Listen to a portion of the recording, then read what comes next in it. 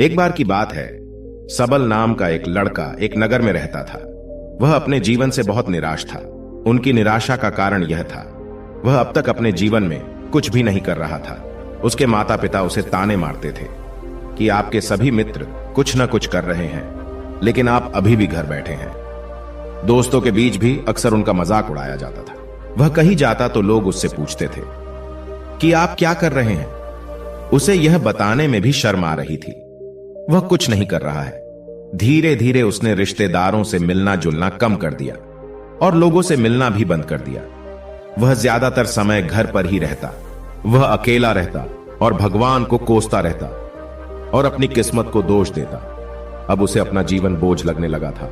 कभी कभी वह सोचता कि कब वह कुछ करने के योग्य बनेगा, और फिर वह सोचता कि जिंदा रहने से अच्छा मर जाना ठीक है। एक दिन वह अपने नगर की एक गली से गुजर रहा था।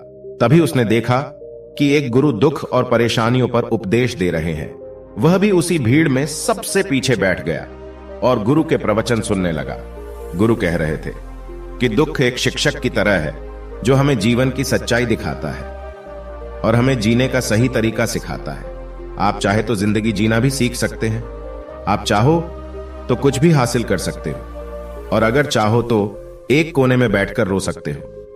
इन सभी बातों को सबल ध्यान से सुन रहा था, लेकिन उपदेश की यह बातें पसंद नहीं आई। उसने खड़े होकर कहा कि कुछ भी सिखाने से दुख दूर नहीं होता, इसमें केवल दर्द होता है। दुख की पीड़ा अनंत है। ऐसा लगता है कि इसके बाद कुछ होने वाला नहीं है। इससे कुछ भी फर्क नहीं पड़ता है। इसके सामने तो मौत भी छोटी लगती है। तब गुरु ने कहा, वत्स, तुम्हारा दुख क्या है? सबल ने उनके सामने अपनी सारी व्यथा सुनाई और गुरु से पूछा कि मेरे इन दुखों का कोई उपाय है तुम्हारे पास? यह सुनकर गुरु मुस्कुराए और बोले, तुम उस दिन मेरे पास आना जब आपके जीवन में वास्तविक दुख आए। मैं आपकी समस्या का समाधान अवश्य करूंगा। यह कहकर गुरु वहां से चले गए। सबल ने सोचा, क्या यह मेरा दुख नहीं है तो क्या है? मैं जिस दर्द से गुजर रहा हूं वह असली दुख नहीं है क्या? मेरा दुख कोई नहीं समझ सकता। जब मां बाप नहीं समझते तो भला गुरु क्या समझेंगे?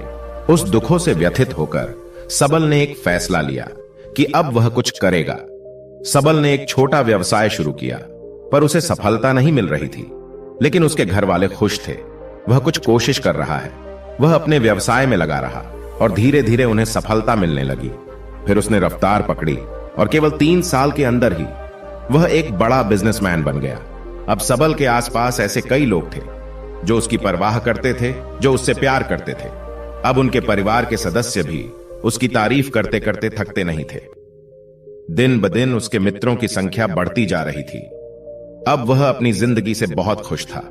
उनके कुछ दोस्तों ने उन्हें सलाह दी कि जब तुम एक बड़ा बिजनेसमैन बनकर बहुत खुश हो तो सोचिए आपको कितनी खुशी होगी अगर आप इस शहर और इस राज्य के सबसे बड़े बिजनेसमैन बन जाते तो कितने लोग आपसे जुड़ना चाहेंगे। आपकी कितनी बड़ी ख्याति होगी और स्वयं राजा भी आपसे दोस्ती करना चाहेंगे और जरूरत पड़ने पर आपसे पैसे भी उधार लेंगे। दोस्तों की यह बात सबल के मन में बैठ गई। अब वह और पैसे कमाने की कोशिश करने लगा, लेकिन उसे यह सब बहुत ही जल्दी चाहिए था। वह समय बर्बाद नहीं करना चाहता था। वह अधिकांश समय इन चीजों को प्राप्त करने में लगाने लगा। इसलिए वह ऐसे काम करने लगा जो सही नहीं थे। उसने पैसे उधार लेना शुरू कर दिया। उसके दोस्तों से पैसे की मात्रा और अधिक मुनाफा कमाने के लालच में वह अपने माल में मिलावट करने लगा। उसने अन्य व्यापारियों के खिलाफ भी साजिश रची और उन्हें डराया धमकाया। जैसा उसके दोस्त कहते थे वैसा ही करता था। वह इन तरीकों से ज्यादा पैसा कमा रहा था, पर अब उसके जीवन में पहले जैसा चैन नहीं था। उनके मन की शांति गायब हो गई थी और वह रात को सो नहीं पाता था। वह विचारों में रहता था। वह सब कुछ पाकर भी उसे किसी चीज में सुख नहीं मिल रहा था। एक दिन सबल अपनी गाड़ी से कहीं जा रहा था। तभी रास्ते में उसे गुरु का आश्रम दिखाई दिया। वह रुका और गुरु के पास जाकर बोला, गुरु जी, आपने मुझे कहा था जब कभी जीवन में सच्चा दुख आए तो चले आना। अब मैं बहुत दुखी हूं। मेरी नींद हराम हो गई है। मुझे कहीं भी शांति नहीं मिल रही है। इस प्रकार सबल ने अपनी सारी समस्याएं गुरु को बताई। गुरु ने कहा, जब तुम पहली बार मुझसे मिलने आए थे तब भी तुम किसी दुख में थे। आपने उस दर्द से क्या सीखा? सबल ने कहा कि सिर्फ सोचने और चिंता करने से कुछ नहीं होता। अपनी दृष्टि को सच करने के लिए मेहनत भी जरूरी है, और सिर्फ मेहनत करने से कुछ नहीं होता। परिणाम भी मिलना चाहिए। जब आपको लगे कि आपका लक्ष्य हासिल नहीं होने वाला है, तब राह में चाहे कितनी भी मुश्किलें आ जाए, मन कितना भी निराश क्यों ना हो, अब कुछ नहीं होने वाला है, तब खुद आत्मविश्वास करे, मैं जो भी कर रहा हूं उसमें अवश्य सफल होऊंगा। लोग केवल सफल लोगों का सम्मान करते हैं। कोई कितना भी अच्छा क्यों ना हो, वह हमेशा लोगों की नजरों में बोझ बने रहते हैं। यह सब सुनकर गुरु मुस्कुराए और बोले, यह वास्तविक दुख नहीं है। अपने जीवन में वास्तविक दुख आए तब मेरे पास आना, मैं उसे ठीक कर दूंगा। सबल ने जाते समय गुरु को सोने के सिक्कों से भरा घड़ा भेंट किया। घड़े को देखकर गुरु ने कहा कि यह मेरे किसी काम का नहीं है, उस पेड़ के नीचे गड्ढा खोदकर गाड़ दो। सबल ने घड़े को पेड़ के नीचे दबा दिया। जैसा कि गुरु ने बताया उसने वैसा ही किया और वहां से चला गया। कुछ दिनों से कारोबार ठीक चल रहा था, लेकिन व्यापार के गलत तरीके के कारण धीरे धीरे उसे व्यापार में घाटा होने लगा। उसकी सारी दौलत धीरे धीरे खत्म होने लगी और एक दिन ऐसा भी आया जब उसके पास कुछ भी नहीं बचा और उस पर कर्ज का बोझ चढ़ गया था। परंतु वह निश्चिंत था, क्योंकि उसने अपना सारा कर्ज अपने दोस्तों से लिया था। उसने सोचा था कि उसके दोस्त बुरे वक्त में उनके साथ खड़े रहेंगे, लेकिन ऐसा कुछ नहीं हुआ। जैसे ही बुरा वक्त आया, दोस्त पहले उससे कर्ज मांगने लगे। अगर उसने कर्ज नहीं लौटाया तो उन्होंने उसे जान से मारने की धमकी भी दी। उनके सभी शुभ चिंतक और प्रियजन उससे दूर हो गए। उसके दोस्त जो उसके साथ मस्ती किया करते थे, अब उससे दूर भाग रहे थे। उसका परिवार उसकी गलतियां और कमियां गिनने लगा। उसकी सारी संपत्ति नीलाम हो गई और उसके पास कुछ भी न बचा। जब उसने अपने पिता से मदद मांगी तो पिता ने कहा कि मेरे पास थोड़ी सी संपत्ति है, अगर मैं तुम्हें दे दूंगा तो मैं तुम्हारी मां को क्या कहूंगा। यह संपत्ति हमारा अंतिम सहारा है। सबल के मन में गहरा दुख छा गया। उसके आसपास कोई नहीं था उनके दुख को समझ सके। लोगों के इस विश्वासघात के कारण वह अंदर से टूट चुका था। वह सोचने लगा कि अब जीने का कोई मतलब नहीं है, अब मौत ही मेरा सहारा है। वह आत्महत्या करने के लिए पहाड़ी पर जा रहा था। तब उसे याद आया कि उस गुरु ने उससे कहा था, तब मेरे पास आना जब तुम्हारे जीवन में वास्तविक दुख हो। सबल गुरु के पास गया और अपनी सारी व्यथा सुनाई। आंखों में आंसू लिए उसने कहा, हे गुरुदेव, मेरे दुख का निवारण कीजिए। तब गुरु ने कहा कि जब जीवन में असली दुख आए तब मेरे पास आना, मैं इसे जरूर ठीक करूंगा। सबल ने कहा कि यह क्या है, मेरी जिंदगी में दुख नहीं है तो आखिर असली दुख क्या है। गुरु ने सबल से कहा कि पहले आप मुझे बताओ कि आपने अपने दुख से क्या सीखा। तब सबल ने कहा कि मैंने वह सीखा, जो लोग हमारे जीवन में आते हैं वह हमारी सफलता और प्रगति के कारण वो हमें धोखा जरूर देंगे, क्योंकि बुरे समय में वे हमारे साथ नहीं खड़े होंगे। वे अच्छे समय में ही हमारा फायदा उठाएंगे और बुरे समय में हमें छोड़ देंगे। उन लोगों पर ही भरोसा करें जो हमारे बुरे समय में हमारे साथ खड़े रहते हैं। लेकिन ऐसे लोग बहुत कम होते हैं, लेकिन जिनके पास है उन्हें उनकी सराहना करनी चाहिए, उनका अपमान नहीं करना चाहिए। कभी भी किसी के खिलाफ साजिश नहीं रचनी चाहिए। अपना काम ईमानदारी और धैर्य से करें और कभी लालची न बने। अपने सारे दुख दर्द और अनुभव बयां करने के बाद सबल गुरुजी के सामने आंखों में आंसू लिए बैठ गया। कुछ देर बाद गुरु उठे और पेड़ के नीचे गड्ढा खोदा और वो घड़ा निकाला जो सोने के सिक्कों से भरा हुआ था। उसने सबल को देकर कहा, मेरे पास तब आना जब तुम्हारे जीवन में वास्तविक दुख हो। सबल ने अपने गुरु को धन्यवाद दिया और उसे प्रणाम करके चला गया। उस पैसों से उसने एक छोटा सा व्यवसाय शुरू किया। अब वह छोटा व्यापारी बनकर भी खुश था। उसने पूरी लगन और ईमानदारी से कारोबार किया और जल्द ही वह अपने शहर का एक बड़ा व्यापारी बन गया। उसका जीवन सुख सुविधाओं से भरा हुआ था। लेकिन कोई कितना भी अच्छा क्यों ना हो, लेकिन जीवन में दुख आता है। तो सबल के जीवन में भी दुख आया। अपने माता पिता की मृत्यु हो गई। वे दोनों एक ही दिन मर गए। सबल अपने माता पिता से बहुत प्यार करता था, इसलिए उनके निधन से उन्हें गहरा सदमा लगा। अंतिम संस्कार किया गया। उसने अपने माता पिता का शव जलते हुए देखा तो उसका मन बेचैन हो उठा। उसके मन में कई सवाल उठने लगे। वह घर वापस आ गया। उसने अपने माता पिता के घर और संपत्ति को देखा, जिसके लिए उनके पिता हमेशा लड़ते रहे। आज वो खाली पड़ा है। जिन्होंने इसकी देखभाल की, इसके लिए लड़ने वाले इस दुनिया से चले गए। उसके पिता ने जो कुछ कमाया वह सब यही रह गया।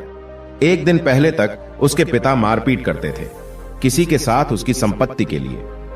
आज वो खुद इस दुनिया से चले गए। उसका मन ऐसे अनेक विचारों में भटक रहा था। वह अंदर से अकेला और डरा हुआ महसूस कर रहा था। वह खाली महसूस कर रहा था। उसे लगा कि कुछ तो है, परंतु वह समझ नहीं सका। इसलिए वह गुरु के पास गया। उसे देखकर गुरु ने कहा, क्या जीवन में कोई दुख है? सबल ने कहा, वैसे तो जीवन में कोई दुख नहीं है, सब कुछ अच्छा चल रहा है, लेकिन आज मेरे माता पिता का देहांत हो गया है। मैं इस घटना से बेहद दुखी और परेशान हूं। गुरु ने कहा, इसमें दुखी होने की क्या बात है? एक दिन सबको मरना है, मुझे भी मरना है, तुझे भी मरना है। शायद तुम कल ही मर जाओ या आज भी मर सकते हो। सबल ने कहा, क्या कह रहे हो गुरुजी? मैं भी मर जाऊंगा, लेकिन मैं अभी जवान हूं। गुरु ने कहा कि सभी जी रहे हैं इसी भ्रम में कि मृत्यु केवल बूढ़ों को आती है, लेकिन ऐसा नहीं है। जवान भी मर जाते हैं, बच्चे मर जाते हैं। मौत का उम्र से कोई लेना देना नहीं है, यह सभी को प्रभावित करता है। गुरु की ये बातें सबल के मन में बैठ गई और वह चुपचाप चला गया, लेकिन उसका मन अभी भी बेचैन था। वह खाली महसूस कर रहा था। वह सारा दिन अपने बारे में ही सोचता रहता कि वह कौन है, वह इस दुनिया में क्यों आया है, इस जीवन का लक्ष्य क्या है। ऐसे कई सवाल उसके दिमाग में लगातार उठ रहे थे, लेकिन उन्हें अपने किसी भी सवाल का जवाब नहीं मिल रहा था और उसका दुख दिन ब दिन बढ़ता ही जा रहा था। इसलिए कुछ दिन बाद वह फिर से गुरु के पास पहुंचा और बोला, हे स्वामी, मैं बहुत दुखी हूं, क्योंकि मैं यह नहीं जान पा रहा हूं कि मैं कौन हूं और मैं इस दुनिया में क्यों आया हूं। यह सुनकर गुरु मुस्कुराए और बोले, आज आपके जीवन में पहली बार सच्चा दुख उत्पन्न हुआ है। यह वास्तव में दुख कहलाने लायक है। हम नहीं जानते कि हम कौन हैं, हम क्यों आए हैं। सबल ने अपने गुरु से कहा कि उसकी दुर्दशा दूर करे। गुरु ने कहा कि हम सभी इंसान हैं, जीवन भर संग्रह करते रहते हैं। सबल ने कहा, कोई भी इंसान अपने साथ कुछ भी नहीं ले जा सकता, वह सिर्फ अकेला ही जाता है। मेरे माता पिता भी अपने साथ कुछ भी नहीं लेकर गए, धन संपत्ति वैभव सब कुछ यहां पर छोड़कर गए। गुरु ने कहा, अब मेरी बात ध्यान से सुनो। इस संसार में हमें जो संग्रह करना चाहिए वह हम नहीं करते, बल्कि चीजें हमारे सामने होती है, लेकिन हम उन्हें देखने की कोशिश नहीं करते। हमें इस दुनिया में जो कुछ भी इकट्ठा करना है वह हम खुद हैं। हमें खुद को जुटाना होगा, ताकि जब हम मरे तो हम एकजुट हो सके और खुद को पहचानने में सक्षम होने के लिए। हम अंदर बटे हुए हैं। हम प्यार, नफरत, गुस्सा, ईर्ष्या में बटे हुए हैं। क्रूरता, धन, स्थिति, प्रतिष्ठा, सम्मान, पहचान, धर्म, जाति, सैकड़ों हजारों ऐसी चीजों और इच्छाओं में हम विभाजित हैं और टुकड़ों में जीवन जी रहे हैं। इस विभाजन के कारण हमारी चेतना कभी एक नहीं हो सकती। हमारी चेतना व शक्ति बिखरी हुई है, इसलिए हमारे पास इतना समय नहीं है, इतनी ऊर्जा नहीं कि हम मुड़ सकते हैं और अपने भीतर देख सकते हैं। वास्तव में धन, सम्मान और सुविधाओं के अभाव को लोग दुख समझते हैं और जीवन भर के लिए इसे दुख कहकर रोते रहते हैं और समाधान खोजने का प्रयास करते रहते हैं। उन्हें अपना समाधान कभी नहीं मिलेगा, क्योंकि जिसे लोग दुख कहते हैं वह वास्तविक दुख नहीं है। यह सिर्फ एक आदमी की इच्छा है। उसकी इच्छा कभी पूरी नहीं होती, इसीलिए व्यक्ति को कभी उनके प्रश्नों का समाधान नहीं मिलता। इसलिए इन सब से परे यदि आप अपने दुखों का परम समाधान चाहते हैं तो सबसे पहले खुद को समेटना होगा। इस दुनिया से अपनी ऊर्जा वापस ले लो और इकट्ठा करो। अपने आप पर ध्यान केंद्रित करो, स्वयं पर ध्यान दो। अपने मृत्यु से पहले अपने आप को जानने की कोशिश करो। बिखरो मत, सबल ने कहा। गुरुजी, क्या हम इस संसार को छोड़ दें? हमारी सभी इच्छाओं को मार देना चाहिए। किसी से प्रेम नहीं करना चाहिए, धन संग्रह नहीं करना चाहिए, सम्मान की आशा छोड़ देनी चाहिए। गुरु ने कहा कि भावनाओं और इच्छाओं से ऐसे बिखरे हुए मनुष्य में से बाहर निकल आओ, जैसे कोई पत्थर पहाड़ से अलग होकर गिरे तो जिस पर पर्वत का कोई कंट्रोल नहीं होता सिवाय देखने या परेशान होना और कुछ खोना। ठीक वैसे ही बिखरे हुए मनुष्य की इच्छाएं बेकाबू और दर्दनाक है। उसका अनियंत्रित मन इच्छा करता रहता है और कल्पना करता रहता है और यह दुख देता है। लेकिन जब एक व्यक्ति अपने मन को एकत्र करता है तो वह जो कुछ भी करता है वह उसके नियंत्रण में होता है। फिर उसकी इच्छा से इच्छाएं भी उत्पन्न होती है। फिर सबल ने कहा कि आपने मेरे असली दुख का समाधान कर दिया। आपका बहुत बहुत धन्यवाद। अब से मैं खुद को समेटने और खुद को तलाशने की कोशिश करूंगा। गुरु ने कहा कि मानव शरीर में बहुत ऊर्जा और शक्ति है, लेकिन यह फालतू के कामों में बटा हुआ है, बेकार की बातों में लगा हुआ है। यह एक बहुत ही शक्तिशाली मशीन की तरह है और वह बिना सोचे समझे अपनी शक्ति बर्बाद कर रहा है। और बिना किसी नियंत्रण के। इसीलिए इस शक्ति पर ध्यान दे, अपनी चेतना और इसे इकट्ठा करे। सबल को अपने प्रश्नों का उत्तर मिल गया। उसने अपने गुरु का धन्यवाद किया और चुपचाप चला गया। तो दोस्तों, कैसी लगी ये कहानी आपको कमेंट सेक्शन में जरूर बताना, और अच्छी लगी हो तो इस चैनल को सब्सक्राइब करके नोटिफिकेशन बेल को जरूर प्रेस कर देना। तो मिलते हैं अगली कहानी में, तब तक के लिए अपना ख्याल रखें।